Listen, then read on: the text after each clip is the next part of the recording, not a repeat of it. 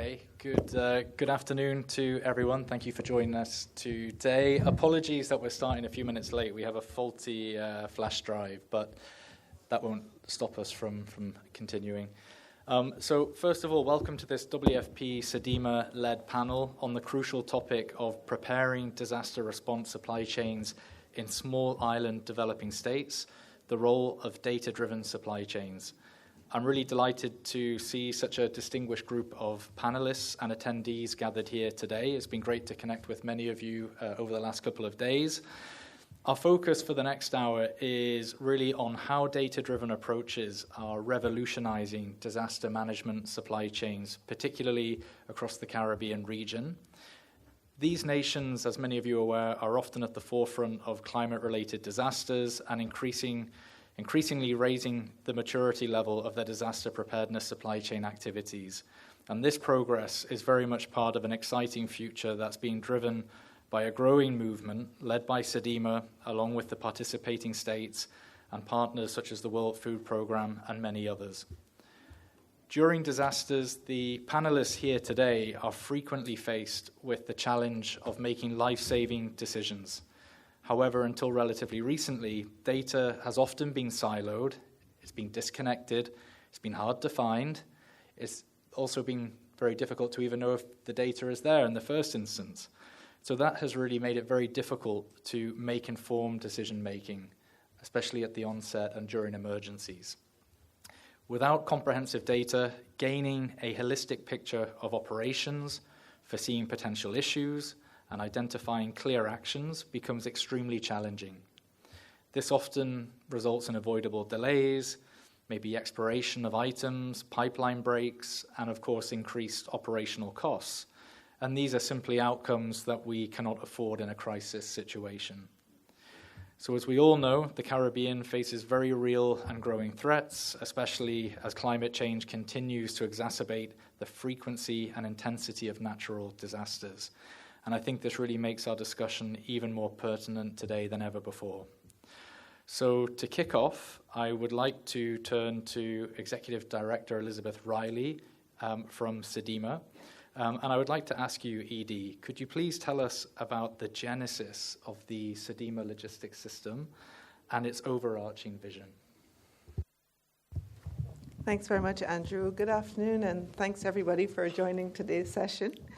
So the genesis of the SIDS logistics system was really emerged from the experiences of Hurricanes Irma and Maria in 2017. And as we tried to serve the population that was impacted, we fully recognized that we were falling short in efficient and effective delivery of relief to impacted populations. And part of the reason was that we did not have a good handle on who had what, where it was, how do we get it from one location to another.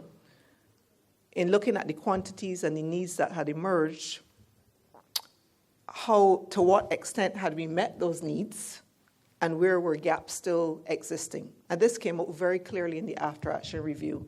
And one of the things that I can say about SIDS is that we try to give a very objective reflection on how we have performed and how the system is performing, and we knew we needed to do something differently. So in 2019, in June, we took a proposal to our Council of Ministers, and it was a proposal to set up a comprehensive relief management and logistics program where we outlined a suite of parameters that we were trying to treat, problems really that we were trying to solve through the process, and to do so collaboratively with our partners and, of course, immediately with the World Food Programme. So there were a number of things that we were trying to address. One, we wanted this solution to be country-driven and country-centered and answering problems for countries. We wanted it to be very much people-centered because humanitarian work is really about getting relief to people, what they need, and in an appropriate time frame. It needed to be an end-to-end system. So in other words, we needed to understand the first mile components. In other words, what is being procured or what has been donated, what are the logistics around how that is being received into theatre where the impacts have taken place. How do we move it through to warehouse management and storage once it has been received? Movement from the warehouse and distribution is a critical part of the relief management. And importantly, how do you get it to the actual beneficiary, the persons who were actually impacted and the most impacted, the most vulnerable in the community? And the last mile component is really important because of accountability. We have to be able to say to our national governments who are providing resources in the aftermath of events, to our development partners who are giving resources, to private sector partners who are donating, what has really happened with what you have channeled to support this population? Has the population in need really received it? How has the money been spent? So these are critical things we wanted to answer. We also knew that we needed to have a very clear understanding of the data and information surrounding it because it has to inform decision making. In the aftermath of events, I know Regis will talk a little bit about this, you are in a very real situation and a high pressure situation where the political directorate is asking you questions and you need to be able to give answers. I know Michelle will talk a lot about this as well. And so for SIDEMA, we also have to answer those questions, and the decisions have to be able to be made based on real information and real-time information. And I would say the last piece in terms of what we were trying to treat is we knew that the technology was able to help us. And the question was, how could we best leverage the technology? And this is where we started then engaging with the World Food Program, initially around an effort that was started, I believe it was in the Pacific, Regis. But we quickly recognized that because of the uniqueness of the Caribbean, that we could not take the solution from that side and implant it here, but we needed to really specifically tailor it to Caribbean needs. And then the last thing I'll say, so you asked me about how it linked into the vision. So we are committed at SIDEMA to doing what we call building the next level of the regional response mechanism.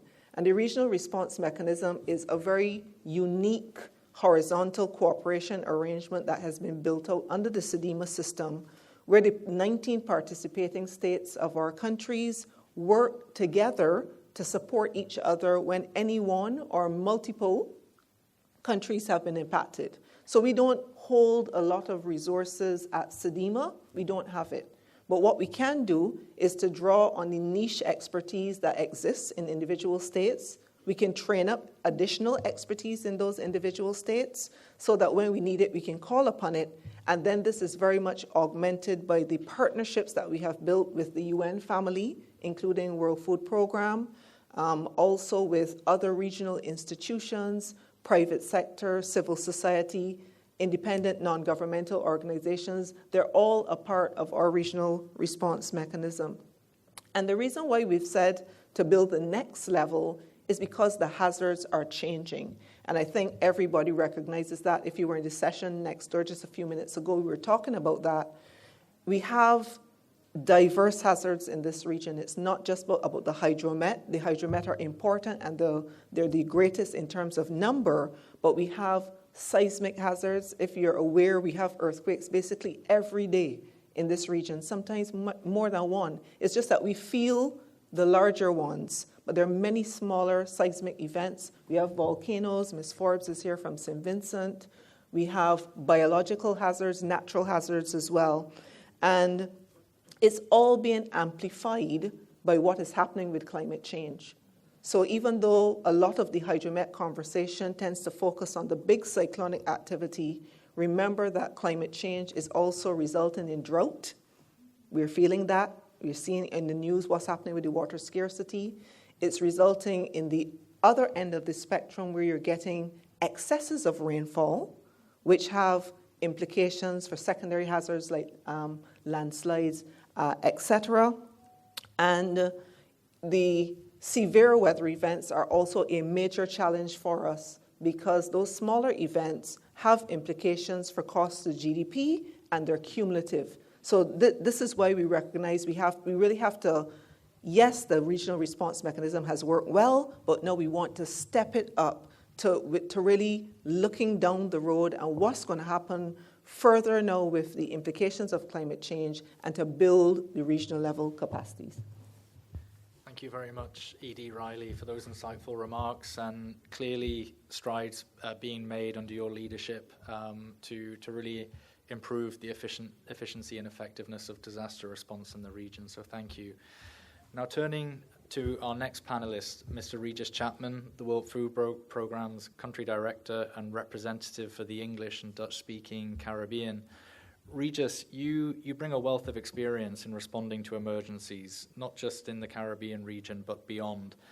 I think it would be great for us to hear a little bit about some of the nuances of emergency response in small island developing states.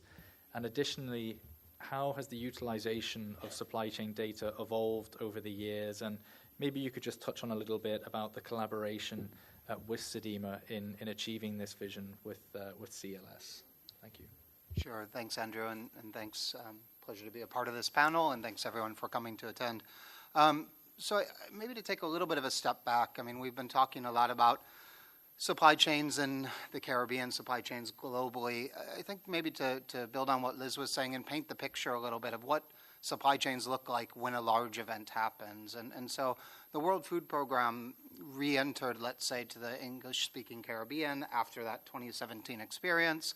Liz had referenced the lessons learned, efforts that were being done by SIDEMA, but also other entities, including the WFP. But what we see when these events occur is that logistics becomes a major bottleneck, right? That getting to the last mile is hugely important, but there's so many things that happen before that last mile delivery. And when a large event happens, you have damages to ports. You need to consider the size of a port and what it normally handles vis-a-vis what comes in after a major event occurs, including significant amounts of unsolicited goods in the Caribbean. Our experience in the Bahamas was something that in my almost 30 years experience in disasters and related work, I've never seen anything like the Bahamas in terms of the influx of unsolicited goods. Road networks, bridges are out, there's landslides, et cetera.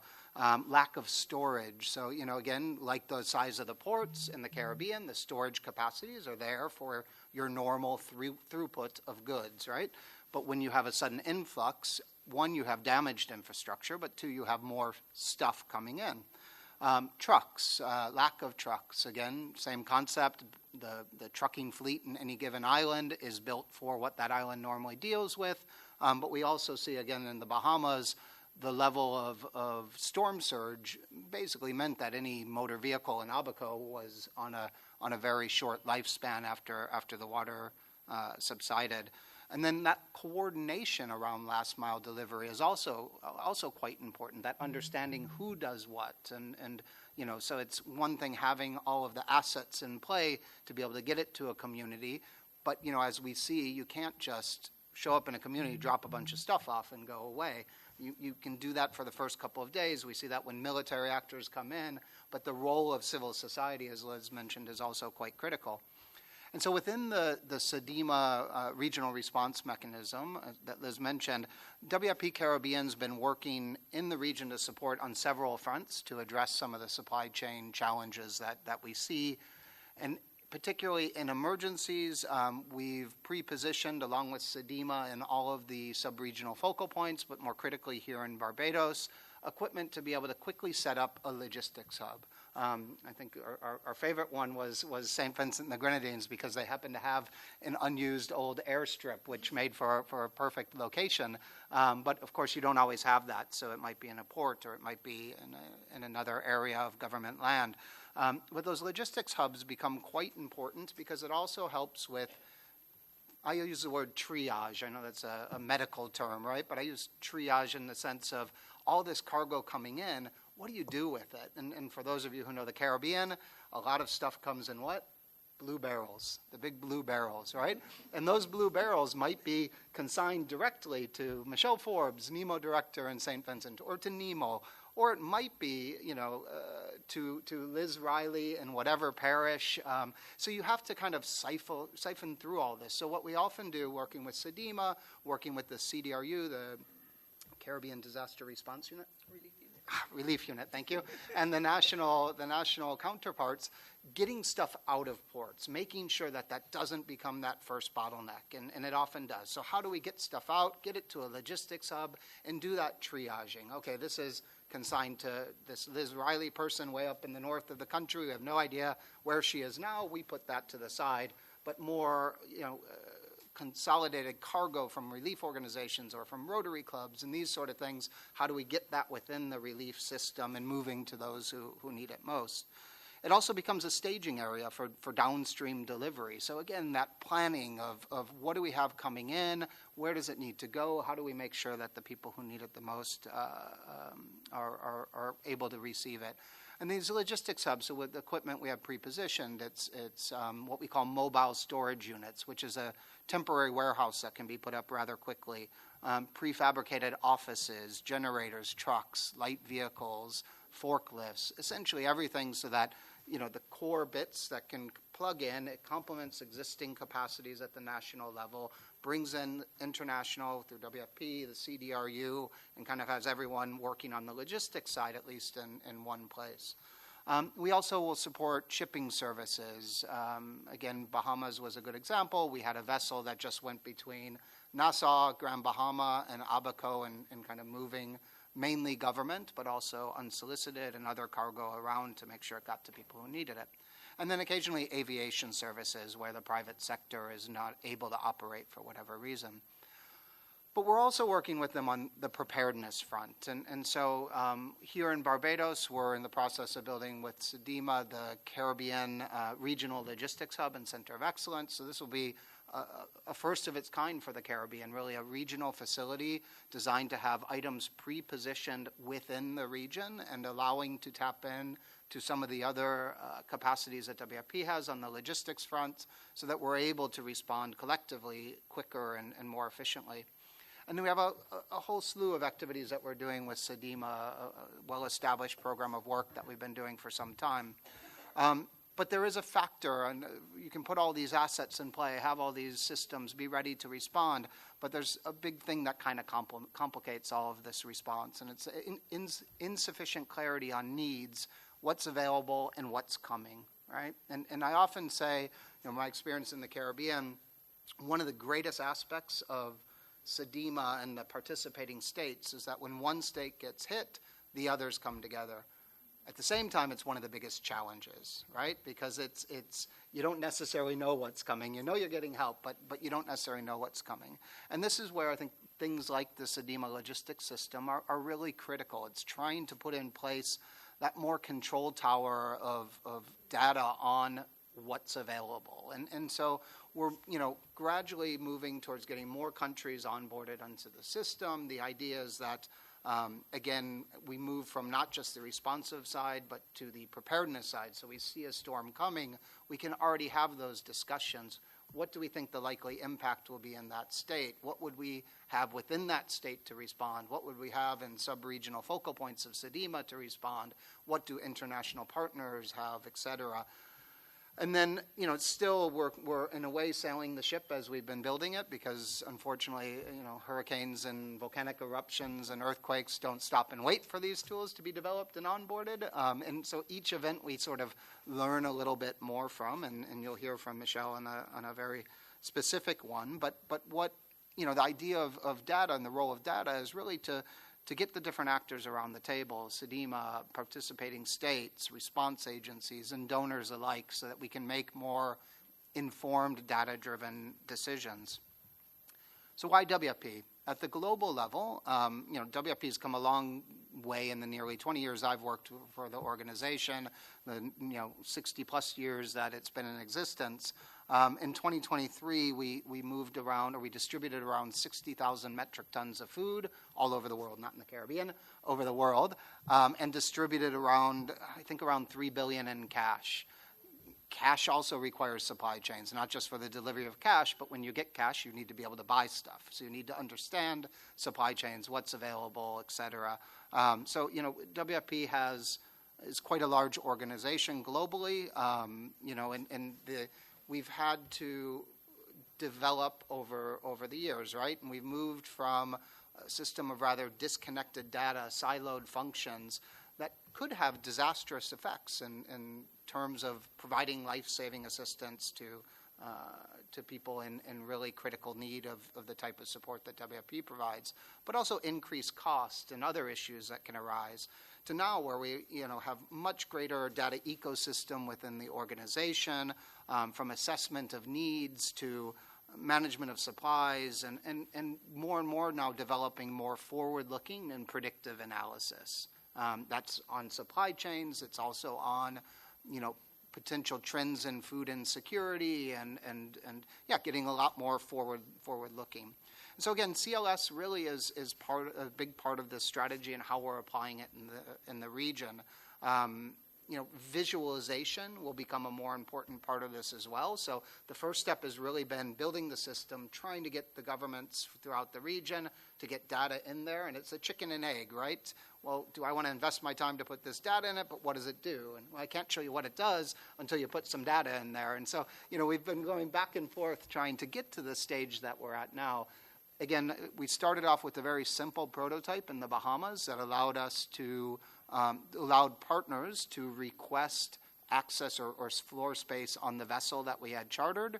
So we had a requesting tool within that, and that allowed us to capture data on what was moving. And we used it for some of the last mile delivery in Abaco. So we kind of built a little system for that specific response. And we had been between 2019, right, and 2021, and St. Vincent and the Grenadines had been developing it out. And again, then St. Vincent and the Grenadines allowed for, I'd say, its first larger scale use and a response, which I'm sure Director Forbes will tell us more about. And so, again, I think as I look at and reflect upon our engagement with SEDIMA and with participating states, again, really moving from the responsiveness to more of a preparedness approach with some of these tools. And I think one thing to flag, having listened to the last 2.5 days here, there's a lot that works in emergencies that doesn't happen in normal day-to-day. I mean, we've talked a lot about the complications of trade within the Caribbean or some of the complications within ports.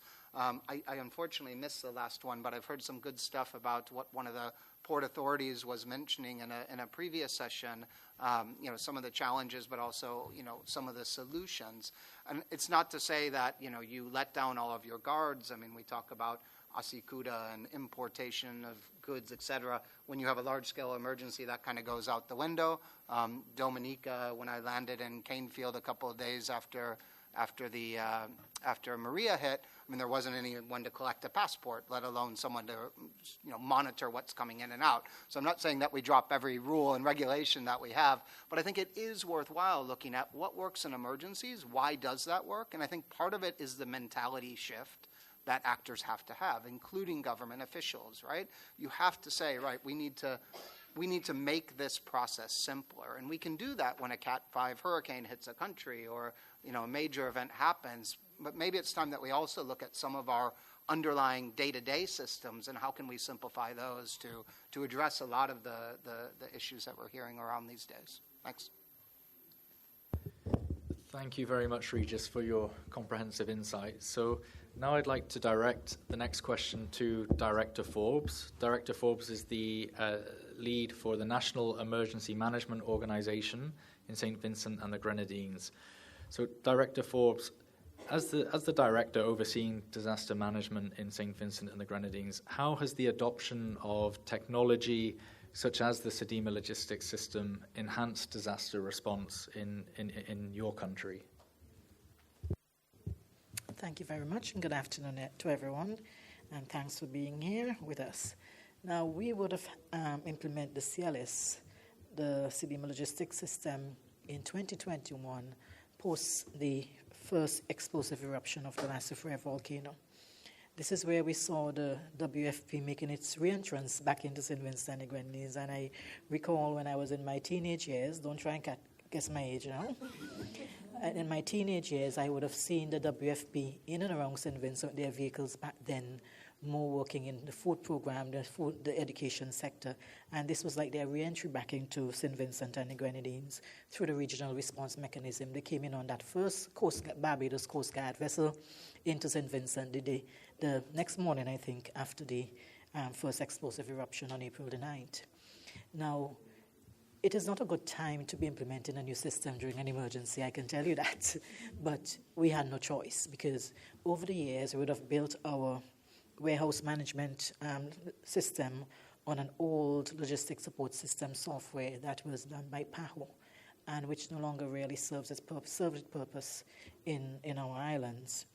And we had to quickly adopt something that can work, and mainly looking at the accountability. And I want us to stress that, the accountability of the items that were in our warehouse, but in this case, we mainly dealt with the items that were coming into St. Vincent and the Grenadines.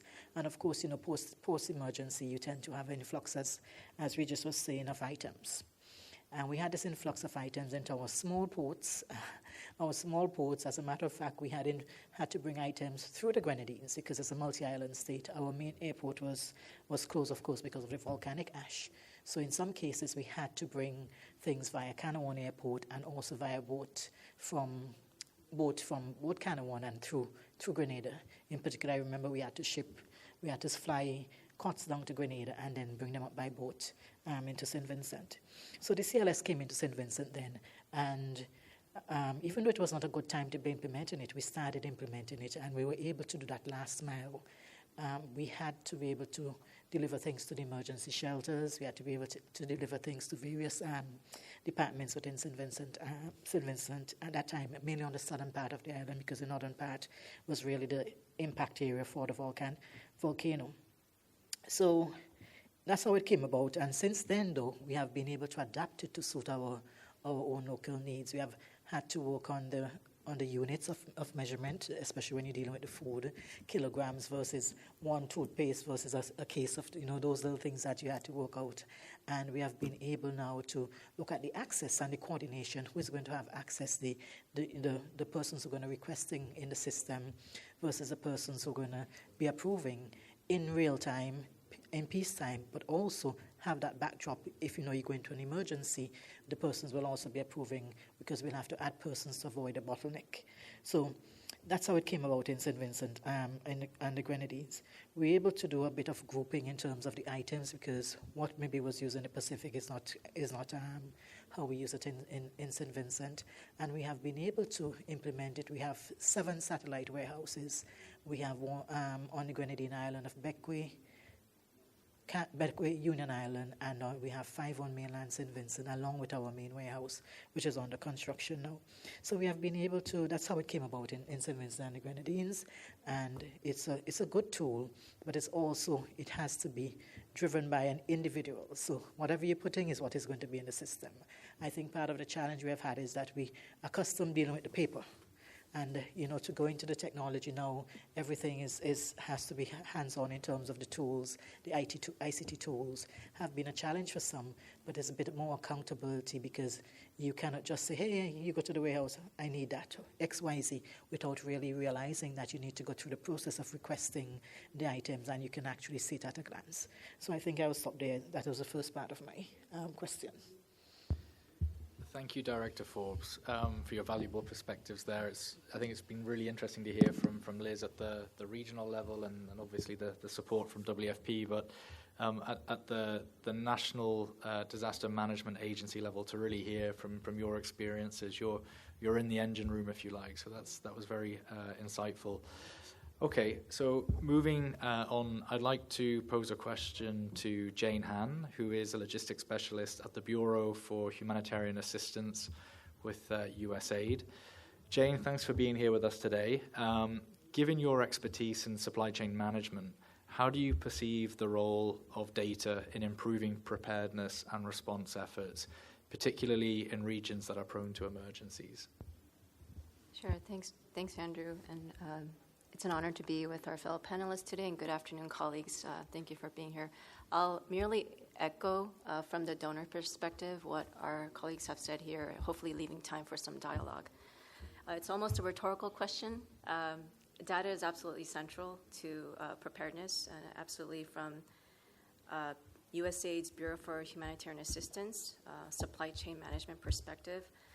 Our regional supply chain strategy for Latin America and Caribbean is completely driven by data. And so our strategy is based on our partner strategy at the state level, and then up to the regional level, and then, of course, globally.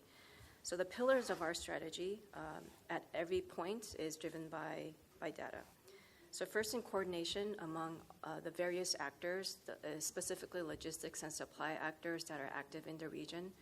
So this is not just in the humanitarian community, including our key partner, WFP, in partnership with SIDS, but also with organizations like PAHO, like UNICEF, IOM, International Organization for Migration. So the community of humanitarian logisticians, that's a key part of our coordination activities, but also the commercial logistics sector, and then also the military logistics assets that are available in the region. We spend the steady state period before response and before a disaster hits to meet regularly with these actors. So depending on the level of operation, it might be a monthly meeting, it might be a quarterly meeting, pre-hurricane season, post-hurricane season, but we meet to share what we have pre-positioned in the region, what do we have in stock, and the data is not just the numbers of how many hygiene kits we have in stock, how many plastic sheeting we have in stock, but it's really driven by how many people can that serve and for how long. So we try not to lose sight of that. So in coordinating with these actors, the second pillar of our regional supply chain strategy has to do with the pre-positioning. Right? It's a very popular topic because we're talking about what types of goods we're storing and where. And that, with that, it's almost an easy topic to say that data is important in that, right? So the CLS is integral in allowing visibility on what stocks which countries have in stock where. And so to give an example of this, over the past few years, as we've been working to get some type of software active through the CLS, the humanitarian partners in the region have been working offline, and as we have heard in multiple sessions throughout the past few days, supply chain is about people, right? And we talk about these data systems, but it comes down to starting with Excel sheets and people. And we have been able to share the pre-positioned stock that we have, for example, in Haiti, and then also in the region, so the regional hub based in Panama. And then also the Bureau for Humanitarian Assistance of USAID has a pre-positioning warehouse in Miami. So in the months leading up to hurricane season on an annual basis, we share what we have in stock, simply just by meeting and sharing on Excel sheets what we have. And a very practical example of how successful this data sharing is among the community, in the 2021 earthquake in Haiti, because we knew that our partner IOM had, for example, thousands of buckets in stock already in Haiti, we were able to push back when there was a push from donors to send thousands of buckets in to prevent the scenario of what Director Forbes painted, preventing things just clogging up the ports. We were able to advise other donors, and say, look, there are already 10,000 buckets in stock with a very experienced partner in Haiti. But what we don't have in stock among the humanitarian community in Haiti are water purification tablets to the volume that is necessary to respond to humanitarian needs. So then we were able to pivot and see what I reach out to partners like PAHO and UNICEF in their Panama stock and ask, would you be able to mobilize your stock? We know that ECHO is offering through its humanitarian air bridge, which we worked on strategizing with them during pre-hurricane season. And although this disaster was an earthquake, all the preparedness work that we had done for hurricane season was applied in this situation. And we were able to send water purification tablets that had a much more tangible impact and was enabled us to meet the humanitarian needs on the ground. So that's one example. In 2022, when the complex emergency kicked off, and Director Riley aptly described, it's not just hurricane season in our region, of course, in this region, seismic activities, complex situations like in Haiti. We were able to do the similar type of thing where we could phase deliveries, first consignment by air through the ECHO humanitarian air bridge, and then send the second batch by sea. And in so doing, we were able to also reduce our carbon footprint collectively, and sharing data before disaster is what enabled all of this. And BHA, the Bureau for Humanitarian Assistance at USAID, we're very much excited to see tools like CLS be established across the Caribbean states to better support a more informed response. And then allow me to illustrate how data can inform our third pillar in our regional supply chain strategy, and that's people.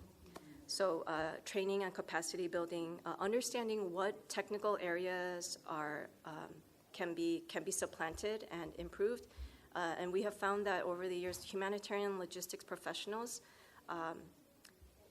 there are disaster management experts spread across the region, but maybe specific humanitarian logistic professionals could be increased, a cadre of response personnel.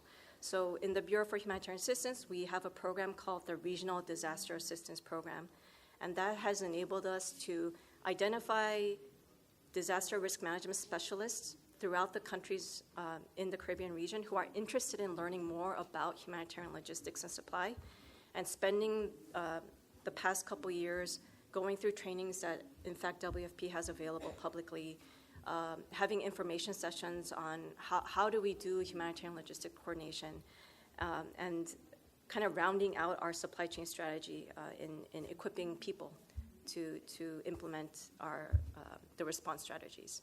So that's just a summary of how data really drives response preparedness in our Bureau. Thank you. Thank you very much, Jane. Those are great examples, and I think really contextualizes how valuable and important data can be in terms of optimizing, especially during emergencies. I just wanted to go back, reflecting on Director Forbes' comments on the leveraging of data for the National Emergency Management Organization. We were talking just before the seminar, and I just wanted to ask you, Director Forbes, if you could expand a little bit further, please, on other data-driven parts of NEMO that you're looking at.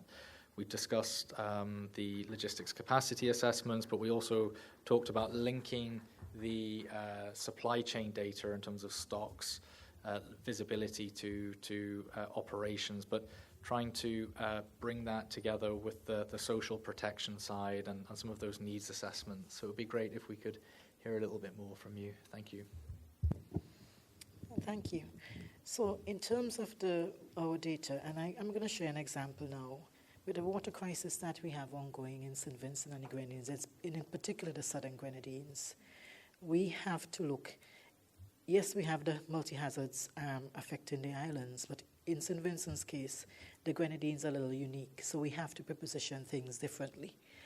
For example, we will increase our water bladders and etc., that kind of resources in the Grenadines, because they do not have any rivers. They depend on the rainwater. So imagine not having rain for the last few months in those islands. Today we're actually delivering, in collaboration with the Central Water and Sewage Authority, delivering water in Mairo and Union Island, two of our worst hit islands in terms of the needing water. And what we have had to do using the real-time data in the CLS system is look at how many of the collapsible water jugs, as an example, that we have had, and we would have had these jugs prepositioned over the years, whether we got them from USAID or a different source. And we were able to look and say to the district coordinator in Union Island, you pull from what you have and we will replace. We said, okay, so we looked at the CLS system and we saw that we have 1,200 collapsible jugs, and we said, you take what you need for the most vulnerable persons and we will replace them. And another approach that we use is pull some from our national warehouse, fill them up, because it doesn't make sense you send empty jugs right now to the Grenadines. They want water. That's a big thing. So we're able to fill up 500 last night to take down today, and we'll do so next week, right? So this whole thing of looking at the vulnerable population, using the information that you have in the CLS and see how we can actually make it be able to give to those vulnerable persons. But in terms of the data-driven, it is really real time. I know we have a lot of talk about prepositioning, but from where I sit as a director of NEMO, I'm able to look at the gaps I have. And sometimes I do not want to hear about you prepositioning anything anyway. I want them in country. I'm sorry. Because when the event happens, I don't have the time to wait for you to bring them, because you don't know if you're going to get there anytime soon. And I use this, and I want to use the example. Liz and I speak very well. And I'm going to use the example of the Last Sofia volcano, volcanic eruption. As the head of the disaster office, one of the first things you do, you're planning for volcanic emergency. Once you know the alert levels are going up, you are going to assess your needs, what you have in your warehouse, versus what you will need to actually manage the emergency. And when the volcano started erupting effusively in December 2020, one of the first things Liz and I discussed, Michelle, we have to have that needs, because we have to present to our donors, we have to look at the gaps. We looked at what we had in our warehouse then. We knew we were short on cots, we knew we were short on XYZ. And no matter how, and I have to say this, because when we're talking about anticipatory actions, we're talking about preposition, we have to look at what the country needs, using these systems to identify the gaps. Because I'm not the only person who can see CLS. CDMO can see what is there too. And a week before the eruption, I was almost in tears. I'm not afraid to say this. I was almost in tears, pleading. And Liz can tell you, I called, I said, Liz, all I need was 2,000 cots. That's all I need. So when we're talking about preposition and we have these tools, let's use them to get the country what they need. We're not asking for something because we just want to have it there in our warehouse. We're asking because we know it is going to happen. And when it happens, you are judged by your response. You can't go and tell the people who need a cot that you tried to get it, but you didn't get it on time. They don't want to hear that. In their eyes, you have failed because you did not have these items ahead of time. And this is something I want to throw to our donor community. Yes, it's all good to preposition. I'm not hitting at anyone, but I'm speaking about the reality. On the ground, you need it before. We don't need it after, because people are there waiting for it. And I can tell you, the blue drums that you talk about now, in our current crisis, they have become so handy. They're like hot bread. They're like hot bread now in St. Vincent. If you get those blue drums to store your water, I've had for the last 2 weeks also have to make sure I get home by 8 o'clock to get a shower and all of that, because we have had the water issues going on. But added to that, I want to look a bit more of the data now. We're able to use the data that, and I'm really happy that World Food Program came in, but I still have some of my pet fever on how do we share this data and who are the custodians of the data, because when you have a national emergency, it must be coordinated well. The information must be coordinated. You cannot come and work in silos with one ministry alone, and then you have a whole national coordination to manage. So we're able to use the whole data and look in and create dashboards about, we had 49 shelters active in St. Vincent during the eruption, because of course they were concentrated on one part of the island. But we were able to capture that data of the number of persons at each shelter. And that was important for us to have that update daily, because we were reaching thresholds that the shelters might have been overcrowded. And we're operating in a COVID environment. So if it's overcrowded, you have no social distancing at all. And then you're operating with different communities coming together in one space who may not necessarily want to adhere to the COVID-19 regulations of wearing masks and so on, because, hey, I didn't wear a mask, I'm in my community, what are they telling me about wearing a mask for? That kind of, I'm speaking local now, right?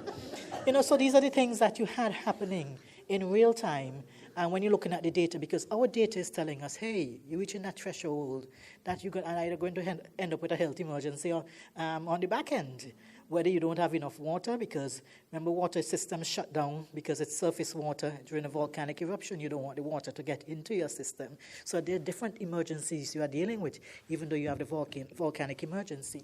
So the data helped us to look at the dashboards, what is happening in the emergency shelters, the gender breakdown, boys versus girls, the vulnerable population, and that was really important for us. We overlaid that with our GIS data, and where our shelters are, and we were able to use that kind of data. So a lot of persons, if you're not okay with the technology, I'm sorry.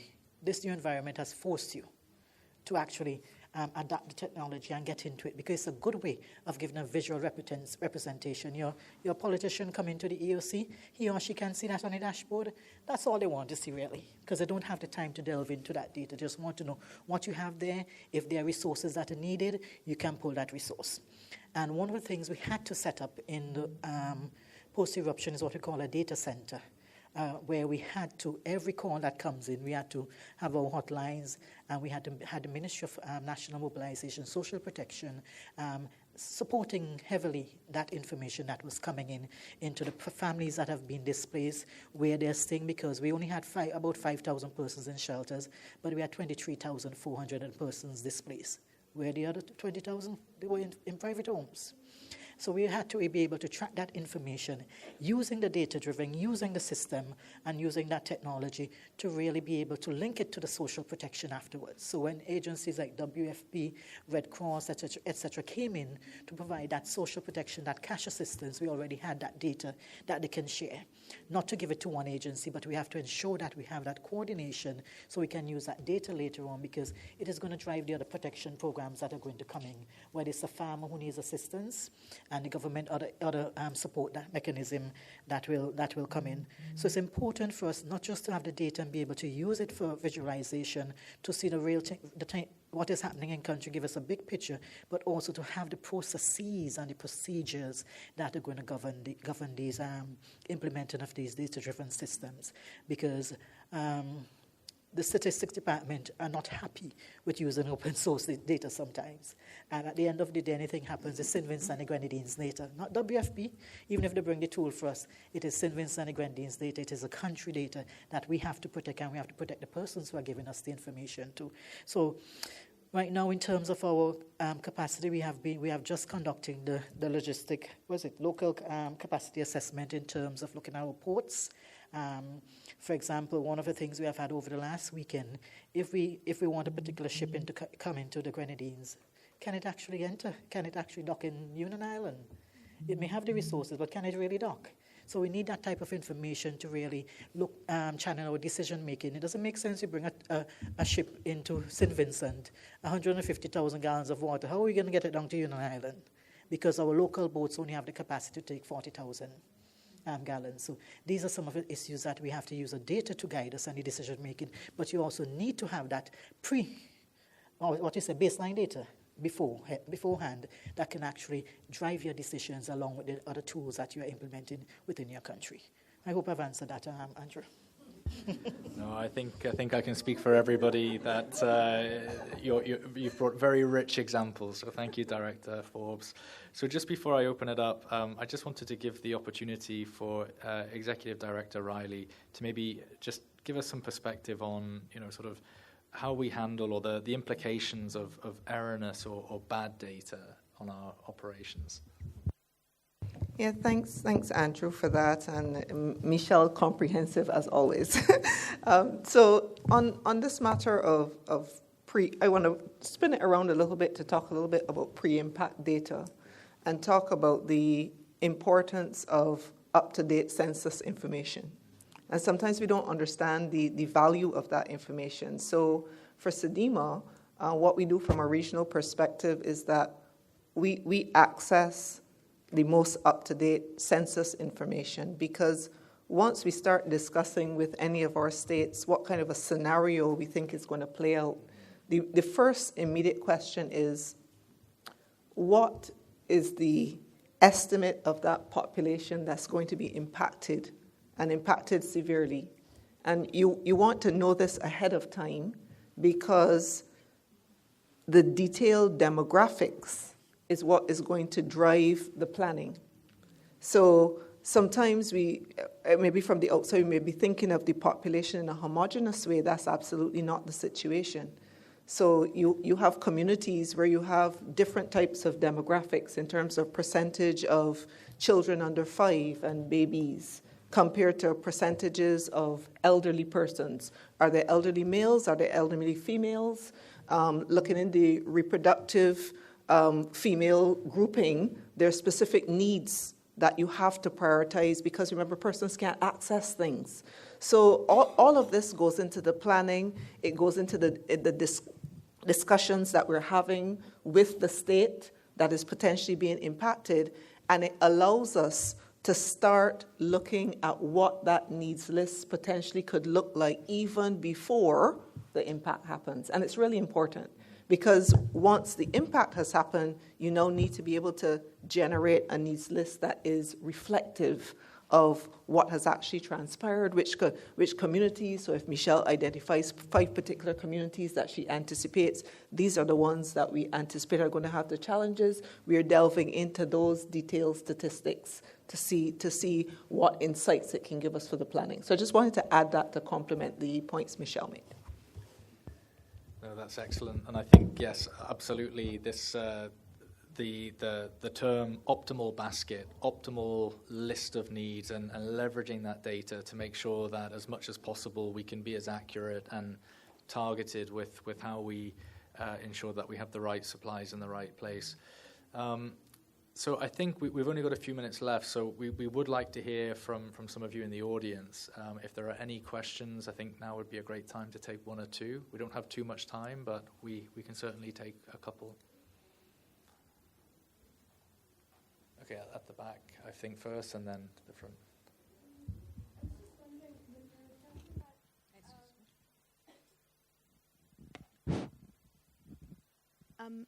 I came in slightly late, so this might have already been dealt with, but when you're looking at collecting demographic information for populations and things, are there specific sort of data protection measures and things that need to be accounted for? Is there concerns about cybersecurity and things like that that are also a factor when you're looking at risks, or how those are being laid out?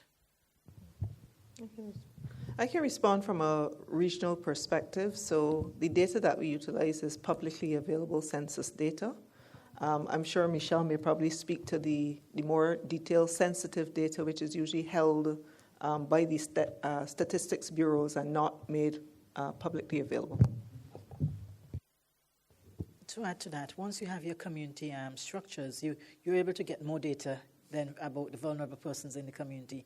And that's one thing that we have worked with the Red Cross and other local agencies to really capture the vulnerable persons within the community, because there's some information that you're just not going to get from statistics. So you have to depend on on-the-ground information, especially for the elderly persons who may need moving from one part to the next. You have to depend on the persons you have on the ground at the community level to give you some of that data.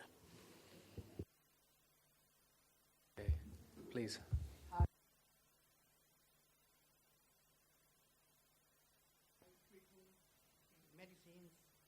Thanks. Medicines, water, air, and food.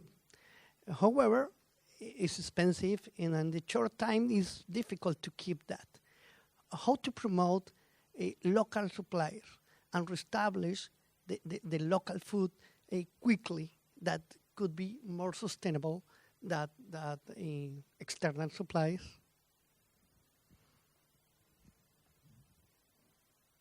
I can use St. Vincent and Grenadines example. We bought off the local market, and sometimes the local market did not have enough. We were purchasing food for persons who were displaced up to $800,000 a week, just for food. So we try to use our local supply to really kind of give them a little jump instead of trying to bring in anything. So you buy what is on the local market.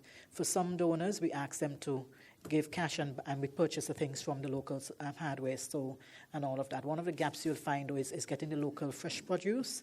That always tends to be a challenge because a farmer can't wait a whole 6 weeks for his money for some plantains or dasheen that he or she provides. So in that local thing. So we try to purchase things from the local market at all times.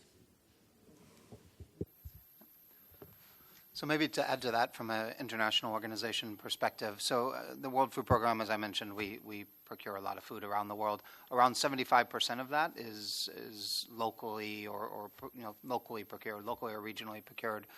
So very little of it actually moves, kind of internationally. But I think when you have a disaster, it's also important to reflect upon there's phases, right? And so a St. Vincent, where the capital city and the government is still functioning, it just was, moving 20-ish% of the population from the north of the island to other parts of the island is a very different scenario from a Dominica in 2017, where the island is flattened. And so, in the disaster world, we often talk about a no regrets approach, right? So you bring stuff in that people will need. But I think also from the WFP perspective, we, as quickly as possible, try to move to cash support, because while people need medicine, they need food, they need water, the people who know best what people need are the people themselves. And I think within a more traditional disaster response model, it's others sort of deciding what people need based on, assumptions. We build these need lists, and we need to do that. That's part of it. But the quicker we can get cash into people's hands, it makes sure that the money stays in the local economy as well, and it empowers people to make choices about what they need the most. And so for us, at least in the World Food Program side, this is a big part of what we do. We'll bring food in an initial stage of a response if we feel markets are down and won't be able to respond. Other cases, if we have donor restrictions that say the resources need to go towards food, we maybe use vouchers as a way for people to redeem food commodities, but again through local markets as opposed to international, or unconditional cash, which just gives people the ability to use that money for what they need the most. And research around the world, including in the Caribbean, shows that people make, for the most part, generally good choices about what, how and where to spend that money. Yeah, just a quick addition from the SIDS side. So an important part of the role that we play is advisory. And so these are the types of conversations that we raise with governments in a very direct way, including with respect to how messages are being crafted by the impacted state. What is the government saying as the official statement? So where there are opportunities for restarting commerce at the national level, those opportunities have to be exploited, but it has to be policy directed by the government. So the messaging is very important, and that's a part of the role that we play in our talk through when we go in on the advisory side. Excellent. Unfortunately, I see there's other questions. I've got the organisers giving me that look. I know what it means, but just to say thank you to the audience. Please congregate outside if you have any questions. The panelists will have a few minutes, but thank you to all of the panelists. Thank you.